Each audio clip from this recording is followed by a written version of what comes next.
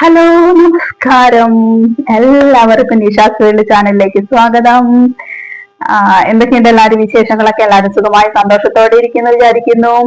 അപ്പോ നമ്മള് ഇപ്പൊ സാരി കൊണ്ടുവന്നു അല്ലെ, മൽക്കോട്ടൺ സാരികളും കോട്ടൺ സാരികളും ഒക്കെ ആയിട്ട് നമ്മള് മിനി സെറ്റ് മുണ്ടിന്റെ കളക്ഷൻ എത്തിയിട്ടുണ്ട് കേട്ടോ. അത് ഞാൻ കാണിച്ചു തന്നിട്ടില്ല. ചിലതൊക്കെ എനിക്ക് എന്താ പറയാ, കൊതി അടക്കാൻ പറ്റാതെ കിട്ടിയ സാരികൾ അത്രയും ഭംഗി കാണുമ്പോ ടിഷ്യൂ സാരി ഒക്കെ അങ്ങനെ ഞാൻ കാണിച്ചു തന്നതാ. പിന്നെ അതുപോലെ തന്നെ നമ്മളുടെ കസവില് വന്നിട്ടുള്ള ഓണം ഒരു വെറൈറ്റി ടൈപ്പ് സാരികൾ കാണുമ്പോൾ അതൊക്കെ പെട്ടെന്ന് നിങ്ങളെ കാണിച്ചു തരണം. അങ്ങനെ ഞാൻ വീഡിയോ ചെയ്തിട്ടുണ്ട്. എന്നല്ലാതെ സാധാ നമ്മുടെ സെറ്റ് മുണ്ട് സെറ്റ് സാരികളൊക്കെ വന്നിട്ടുണ്ട്. അതൊന്നും ഞാൻ നിങ്ങളെ കാണിച്ചിട്ടില്ല. കാണിക്കാം. ഇന്നിപ്പോ വന്നിരിക്കുന്നത് എന്താന്ന് വെച്ചാൽ നമ്മൾ ഓർണമെന്റ്സ് കൊണ്ടുവന്നു, സാരി കൊണ്ടുവന്നു. ഇനി ഓണത്തിന് എന്താ വേണ്ടേ? മുല്ലപ്പൂവില്ലാതെ എന്തോണം അല്ലെ? മുല്ലപ്പൂവില്ലാതെ എന്തോണാ നമുക്കുള്ളത്.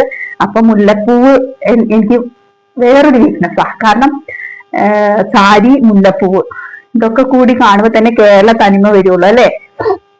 അപ്പൊ അടുത്തതായി നമ്മൾ കൊണ്ടുവരാൻ പോകുന്നത് മുല്ലപ്പൂവാണ്. മുല്ലപ്പൂവിനുള്ള ഫോം ഷീറ്റ് എത്തിയിട്ടുണ്ട്. തുടങ്ങിയിട്ടില്ല, ഞാൻ കുറച്ച് ഉണ്ടാക്കിയിട്ടുണ്ട്. ഒരു ട്രയല് ഒന്ന് ശരിയായിട്ട് വന്നിട്ടുണ്ട്. ഇനി മുല്ലപ്പൂവിന്റെ ഫോം ഷീറ്റ്, ഒലീവ് ഗ്രീൻ പേപ്പറും ഒക്കെ വന്നിട്ടുണ്ട്. ഫോം ഷീറ്റ് ഒക്കെ വന്നിട്ടുണ്ട്. അതൊന്ന് കാണിച്ചു തരാം.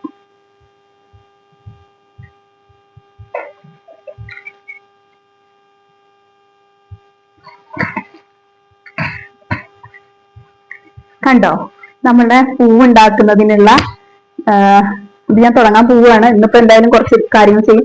പൂവുണ്ടാക്കുന്നതിനുള്ള ഫോം ഷീറ്റ്, മുല്ലപ്പൂവിനുള്ള ഫോം ഷീറ്റ്. ഇത് ഞാൻ ഉണ്ടാക്കിയുള്ള മുല്ലപ്പൂവാണേ. കണ്ടോ, ഇത് ഞാൻ തയ്യാറാക്കിയതാണ്. അയൺ ചെയ്തൊക്കെ ഇതേപോലത്തെ ഷീറ്റ് ഒട്ടിച്ച് തയ്യാറാക്കിയിട്ടുള്ള മുല്ലപ്പൂവാണ്.